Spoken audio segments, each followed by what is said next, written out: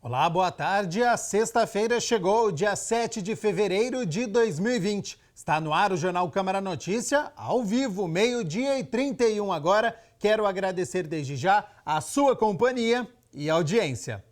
Confira agora os destaques de hoje. Vereador Gustavo Peta questiona a Prefeitura sobre a evasão escolar em 2019 e as matrículas efetuadas para 2020 na rede municipal. INDEC realiza a terceira audiência pública sobre licitação para a concessão do serviço de transporte coletivo em Campinas. E no esporte, a preparação de Ponte Preta e Palmeiras para o duelo de amanhã, às 19h30 no estádio Moisés Lucarelli. Primeiro, as informações do Legislativo, porque o vereador Carmo Luiz protocolou um projeto de lei que inclui tratamento odontológico ao pré-natal. Confira só. Para o parlamentar, este é um projeto simples, mas de grande importância para as mamães que fazem o pré-natal na rede pública de saúde. E ele tem como objetivo principal dar às mães, especialmente as de baixa renda, aquelas que dependem da saúde pública, a ideia nossa é que nós possamos fazer ou desenvolver o pré-natal odontológico na rede pública de saúde da cidade de Campinas. O projeto de lei inclui o pré-natal odontológico, oferecendo exames a custo zero às mulheres grávidas, uma forma de proporcionar mais saúde para a mulher e o bebê, segundo Carmo Luiz. O tratamento odontológico para uma mulher que está no processo de pré-natal ele tem grande importância, reflete diretamente no feto. Muitas vezes, infecções ou bactérias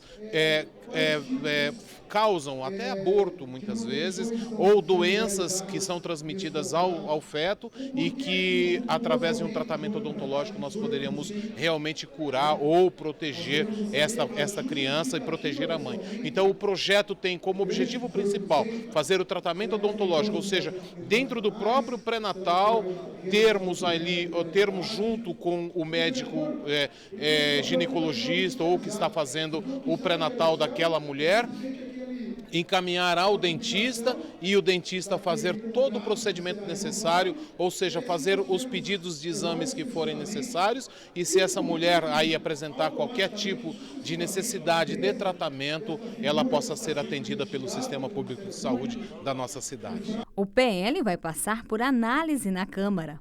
É necessário que passe pelas comissões ainda da Casa, desde a Constituição e Legalidade. Nós vamos tratar desse assunto junto com os outros vereadores, vamos pedir o apoio desses vereadores, sendo que muitas vezes esse projeto pode realmente sofrer algum tipo de intervenção jurídica que não permita que ele continue. Nós vamos fazer esse primeiro trabalho e nas outras comissões, nas comissões de saúde também, nós vamos trabalhar para que ele passe. E se porventura passar em todas as comissões e vir para a Câmara e os vereadores entenderem que tem importância esse projeto, pedir que o prefeito faça ele tornar-se realidade e transforme isso na vida das pessoas. O vereador Gustavo Peta apresentou diversos requerimentos solicitando informações sobre recursos na área da educação. Em um dos documentos, o vereador quis saber a situação das bibliotecas das escolas da cidade. Os documentos foram protocolados na segunda reunião ordinária deste ano. Um deles é sobre a situação das bibliotecas. É um conjunto de informações que nós estamos fazendo no início desse ano sobre a educação municipal em Campinas. Perguntas relacionadas à questão, por exemplo, das bibliotecas. Nós temos várias bibliotecas no município, mas nós queremos saber como está a situação das bibliotecas. Nós sabemos de uma ausência de bibliotecários, que é algo muito importante para a organização dessa rede, de um programa de estágio que a Prefeitura tem com a PUC para fornecer também estudantes nessa área. Na verdade, o nosso sonho, enquanto cidadão campineiro e também vereador, é que essa rede de bibliotecas, além de fornecer conteúdo para os alunos da rede municipal, que elas fossem inclusive abertas ao conjunto da população para serem opções de acesso ao livro, ao conhecimento, para a população de Campinas como um todo. Outra preocupação do vereador é sobre o número de profissionais que atuam na área da educação. Porque há uma recorrente reclamação na rede, que é o déficit de professores na educação municipal. Isso acarreta diversos problemas, né? Então, por exemplo, quando um professor entra em licença saúde, aquela sala de aula muitas vezes fica um período sem professor, porque não tem professor para substituir num momento rápido. Então, essa descontinuidade, muitas vezes, por conta da ausência de professores, e principalmente de professores substitutos, acarreta diversas consequências no projeto pedagógico do município. Então, eu quero saber um pouco como está isso, qual o tamanho desse déficit e também quais as medidas que a Secretaria está tomando para superar esse problema, para que a gente possa avançar na qualidade da educação municipal em Campinas. Outro requerimento pede informações sobre o número de alunos matriculados na rede municipal. Queremos saber qual foi o índice de evasão, se foi grande, se não foi, quais foram as medidas tomadas para diminuir essa evasão, porque além do acesso à educação, a gente sempre tem que estar preocupado com a permanência, com a continuidade, porque o mais importante é o aluno, né, entrar na escola e terminar o seu curso para poder ter uma formação mais adequada para enfrentar tanto o mundo do trabalho como a vida em si. Moradores da Vila Georgina, aqui em Campinas, fizeram um abaixo-assinado pedindo a instalação de um semáforo em um cruzamento do bairro para aumentar a segurança. Sinal amarelo, atenção! Para a segurança de pedestres e motoristas, o vereador Ailton da Farmácia, do PSD, apresentou na última reunião ordinária o requerimento número 261, onde solicita, para controle do tráfego, um semáforo no cruzamento das ruas Custódio Teixeira com Francisco Bianchini, na Vila Georgina. É a mobilização daquela população em prol de que não aconteça acidente ali. Ali ficou um trânsito intenso, até porque muitos motoristas descobriram aquela rota ali, que vem de Valinhos, sentido Valinhos a Campinas. Eles descobriram aquela rota antes, passava pela Tibiriçá, pela Jorge Tibiriçá, não. Agora eles passam pelo Custódio Teixeira e esse cruzamento com o Francisco Bianchini ficou insuportável. Além de ter muitos prédios ali, escola, muitos condomínios, muitos comerciantes, a própria população se mobilizou e temos hoje 400 assinaturas daquela população que rapidamente assinaram, querem que a INDEC coloque esse semáforo lá para a segurança do bairro, para a segurança das pessoas, para a segurança dos motoristas. Ali tem linha de ônibus também, então é a população que está cobrando. E eu espero que isso sensibilize a INDEC e faça isso o mais rápido possível. A população quer e a população merece. É segurança. Está intenso o trânsito naquela região. Sinal verde. Siga em frente. O parlamentar encaminhou o abaixo-assinado dos moradores junto à solicitação do semáforo. Sim, esse abaixo-assinado vai junto. Nossa, a população quer isso demais. Aquilo ali ficou insuportável. Depois que os motoristas descobriram aquela rota ali, não tem como. Ali tem distrito policial também do lado. Sinal vermelho. Pare. A situação é ruim em horário normal. Nos horários de grande movimento, fica ainda pior. Na parte da manhã e no horário de pico da parte da manhã. E na parte da tarde, é um horror aquilo ali. Então ali, acidente, carro, acidente de moto, tem acontecido e muito.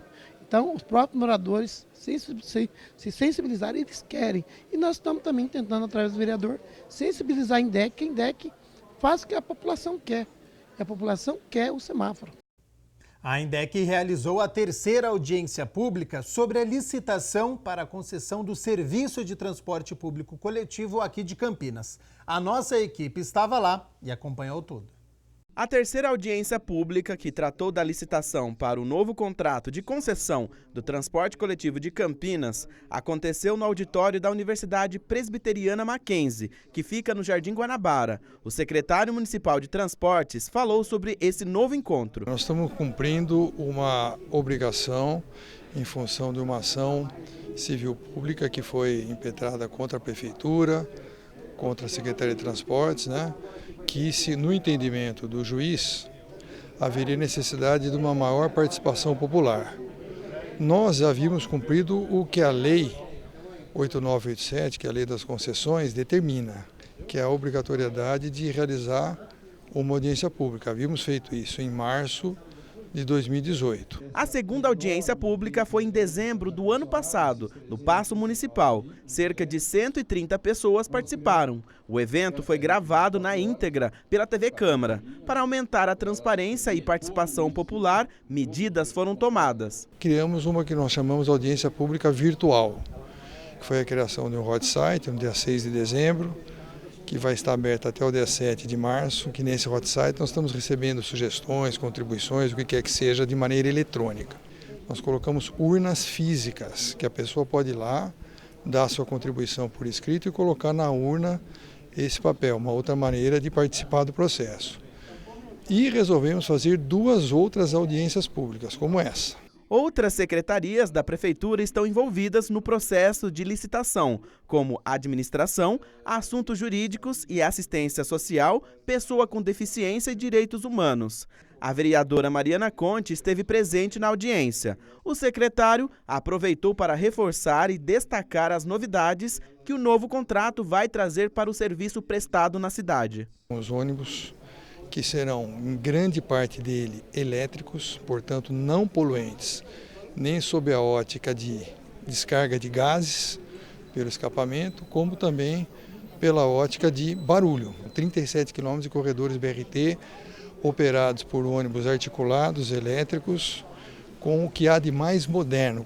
Serão feitos indicadores que vão medir a qualidade do serviço prestado, com diversos parâmetros, e o resultado disso vai implicar diretamente no faturamento das empresas. Então, as empresas boas que cumprirem os indicadores receberão 100% do faturamento previsto. Caso contrário, terão descontos do faturamento. Então, isso é uma enorme inovação. Barreiro explicou a tramitação a partir de agora. E ao fazer essa audiência aqui, a questão com a Justiça, a gente consiga então superar, porque o que foi pedido pelo juiz nós estamos cumprindo, e também com relação ao Tribunal de Contas, nós esperamos que agora, nesses próximos dias, nós tenhamos a decisão deles com relação às impugnações. Nós vamos avaliar tudo isso, refazer o edital com essas alterações todas e republicá-lo. Nós esperamos que até o começo do mês de março isso tudo possa ser feito, para que até meio do ano esse processo esteja concluído, os contratos assinados e os sistemas começando a ser criados. Nós vamos para um rápido intervalo agora e na volta, a previsão do tempo para este fim de semana. Será que finalmente o sol vai aparecer? O Giro Ambiental mostra uma divulgação do IBAMA inédito sobre a criação de animais silvestres aqui no Brasil. Tem ainda o duelo Ponte Preta e Palmeiras, Guarani joga hoje, Superliga Masculina de Vôlei, o quadro Meu Bairro na TV. Não saia daí.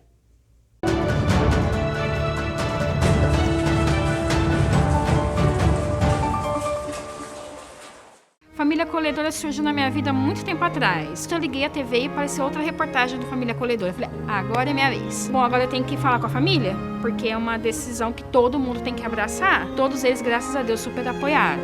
A gente passa a amar a partir do momento que sabe que a criança vai chegar.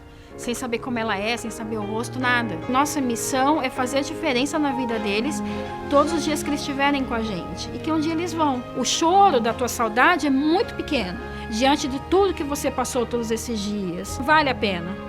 Vale a pena cada dia da sua vida.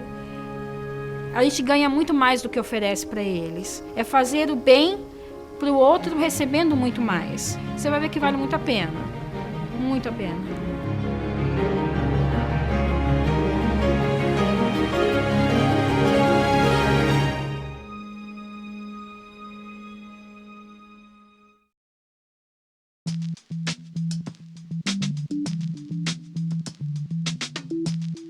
Já vi um amigo meu que doa sangue sempre falar que uma pessoa falou para ele, um médico, que quem doa sangue sempre, com certa idade, pode vir causar um câncer mais vulnerável à doença.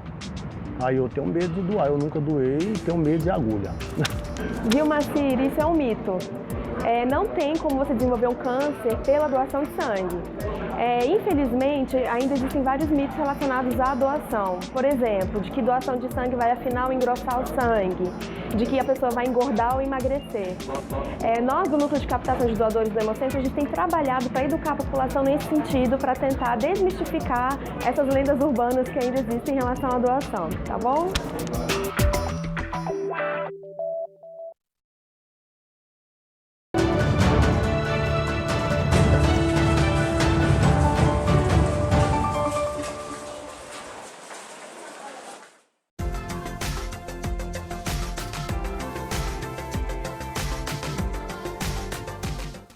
Para o fim de semana, a notícia é boa para quem quer sol. Ele volta a aparecer ainda sobre muitas nuvens. Então a chuva, ela continua aparecendo, mas sem grande intensidade. Bem diferente do que a gente viu nesta semana.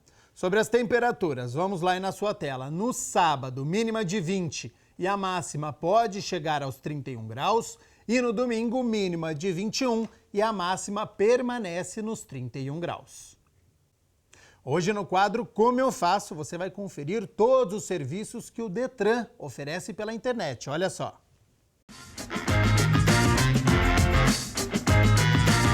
Opa, tô de volta com mais um quadro Como Eu Faço aqui na tela da TV Câmara Campinas. Você sabia que muitos serviços do Detran podem ser feitos online? Por isso eu vou conversar com o Diego, que vai explicar tudinho pra gente a respeito dessa situação. É isso mesmo, né, Diego? Isso mesmo, André. Agora o Detran dispõe de mais de 30 serviços que o cidadão consegue fazer online direto da sua casa. Os principais serviços na parte de CNH é a segunda via de CNH que ele consegue solicitar pelo portal, a renovação também simplificada ele consegue solicitar pelo portal, fazer todos os procedimentos pelo portal, consegue consultar seus pontos, as infrações do seu prontuário e consegue também solicitar a habilitação para dirigir no exterior. Bom, e com relação aos veículos? Os veículos também, ele consegue fazer as pesquisas dos débitos ou restrições do seu veículo, consegue solicitar o licenciamento para chegar na sua casa, consegue solicitar ou alterar o endereço, atualizar o seu endereço do veículo e esses são alguns serviços que o Detran oferece, André. Tem que entrar no site, é isso? Qual que é o endereço? Isso, é só entrar pelo portal, o portal do Detran, que é www.detran.sp.gov.br. Obrigado pela entrevista, Diego. Obrigado, André. Disponha. Então tá bom. Estão aí os esclarecimentos do Detran de Campinas sobre essas dúvidas que muita gente de casa com certeza tem. André Aranha para a TV Câmara Campinas.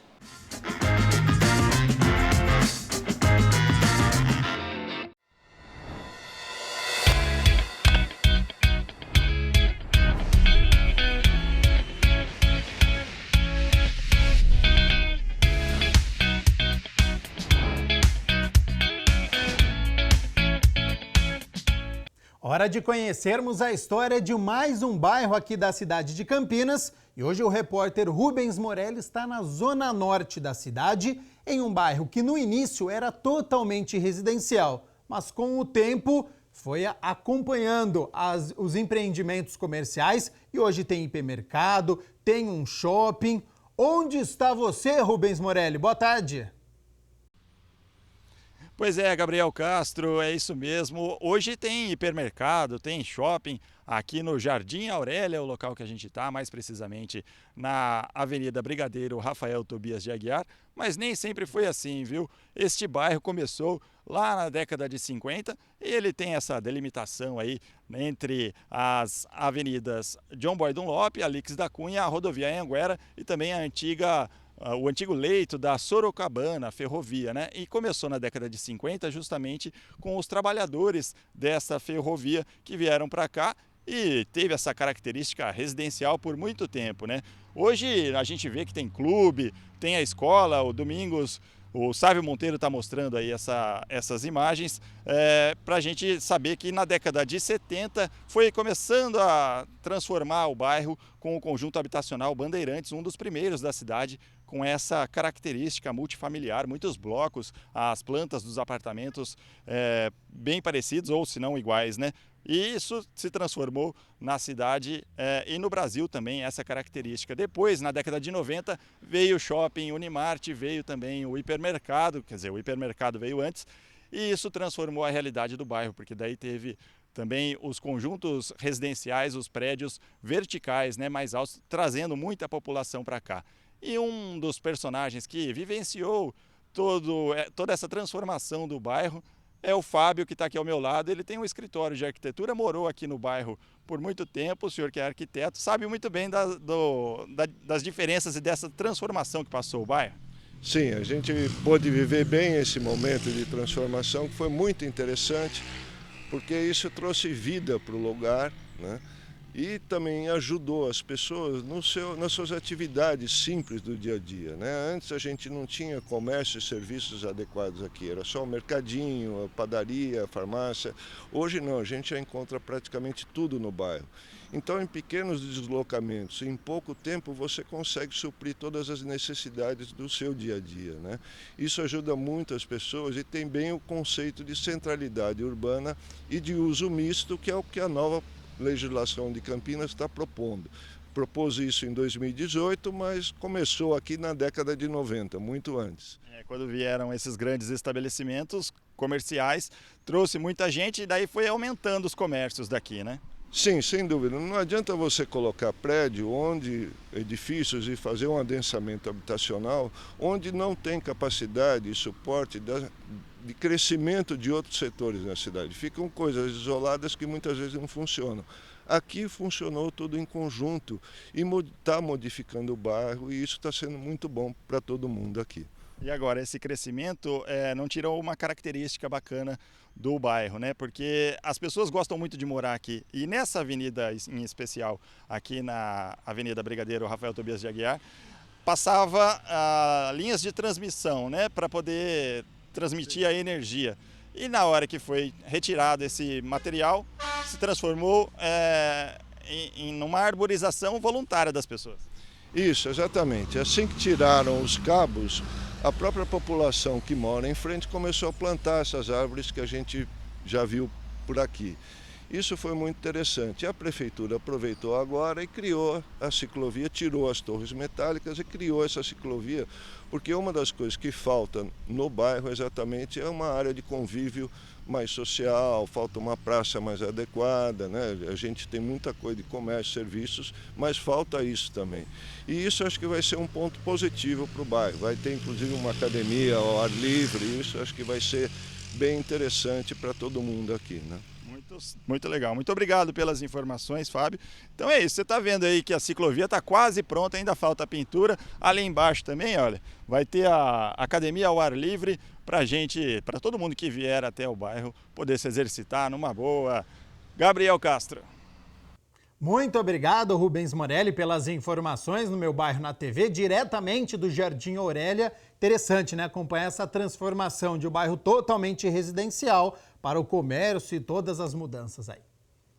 Hora de conferir as notícias do meio ambiente, já que o IBAMA publicou um diagnóstico inédito sobre a criação comercial de animais silvestres aqui no Brasil. Giro Ambiental, a partir de hoje, com a Débora Liz.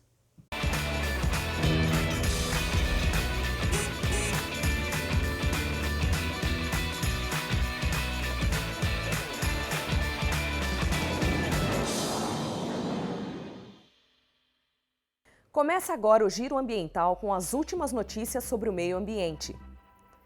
No último dia 30, o IBAMA, Instituto Brasileiro do Meio Ambiente e dos Recursos Naturais Renováveis, divulgou um diagnóstico inédito sobre a criação comercial de animais silvestres no Brasil, que foi elaborado pela Coordenação de Monitoramento do Uso da Fauna e Recursos Pesqueiros do órgão. O objetivo é reunir os dados armazenados em sistemas de gestão sobre empreendimentos comerciais, sistematizá-los e apresentá-los como informações úteis à sociedade e ao meio acadêmico. De acordo com o documento, há cerca de 432 mil animais silvestres nos viveiros de empreendimentos de fauna no país.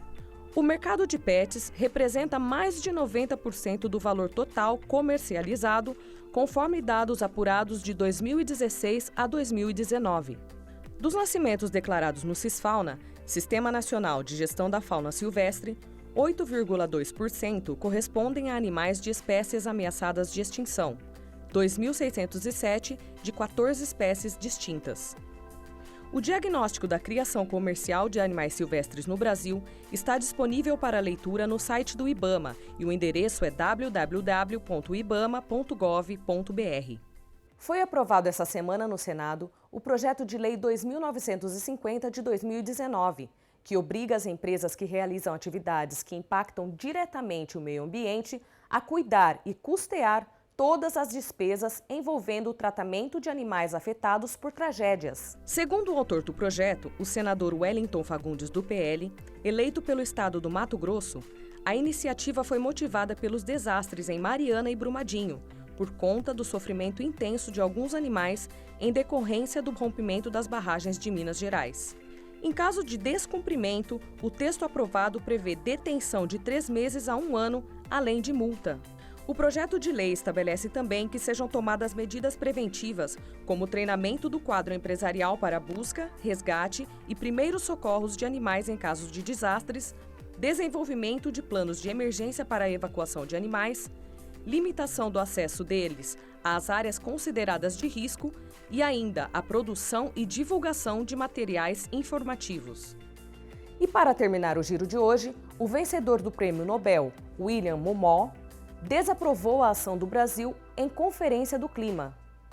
Durante palestra organizada pela Academia Diplomática de Bruxelas, fez diversas críticas ao governo brasileiro. Para ele, a preservação de florestas maduras é a única forma de contenção do aquecimento global no curto prazo. Ao comentar o fracasso da Conferência Climática da ONU realizada em dezembro, em Madrid, o professor e especialista em clima afirmou que o Brasil queria receber em dobro seus créditos de carbono, mas que a natureza não sequestra gás carbônico em dobro. E que, ao lado da Austrália, o país foi apontado como um dos principais bloqueadores dos acordos. A desistência do Brasil de sediar a COP25 também foi mencionada, além do fracasso em relação à preservação da Amazônia. Segundo o pesquisador, já é tarde para se preocupar apenas em zerar as emissões de gás carbônico do ambiente. Agora é necessário retirar o excesso de poluentes da atmosfera e o veículo mais importante para isso, no curto prazo, são as florestas crescidas de 70 a 125 anos.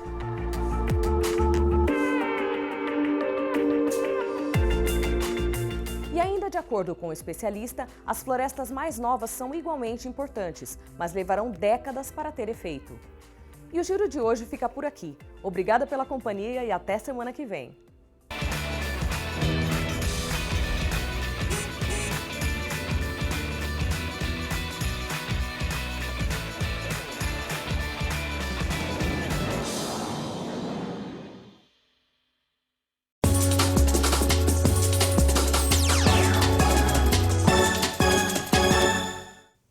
Amanhã, 7h30 da noite, tem um grande jogo aqui na cidade de Campinas, mas de duas equipes que vêm de derrota.